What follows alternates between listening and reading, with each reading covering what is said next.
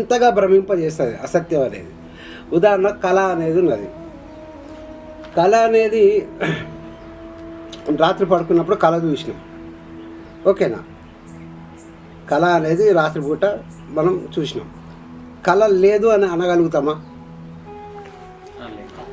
గట్టిగా కళ లేదు అని అనలేం. ఎందుకంటే కళ లేదు అని అంటే దాంట్లో జీవిస్తాం, ఆ కళలో జీవిస్తాం, కళ గుండా ప్రయాణం చేస్తాం. కళ యొక్క ప్రభావాలన్నీ కూడా మన భౌతిక శరీరం మీద పడతాయి. సపోజ్ ఒక పీడకళ అన్నాం అనుకో, ఒక పీడకళ మనకు కళలో ఒక పీడకళ వచ్చిందనుకో, అప్పుడు ఏమవుతుంది? మన భౌతిక శరీరం ఏమవుతుంది? కంపించిపోతుంది, ఏడుస్తాం. ఆ ఏడ్చిన చారికలు కూడా ఉంటాయి. కళ్ళకి వెళ్ళి ఏడుపు అనేది వస్తుంది. ఆ ఏడుపు అనేది నిజంగానే వస్తుంది, భౌతిక శరీరం లోపల వస్తుంది. ఆ కళ్ళ ఏమంటే ఆ చారికలు కూడా ఉంటాయి.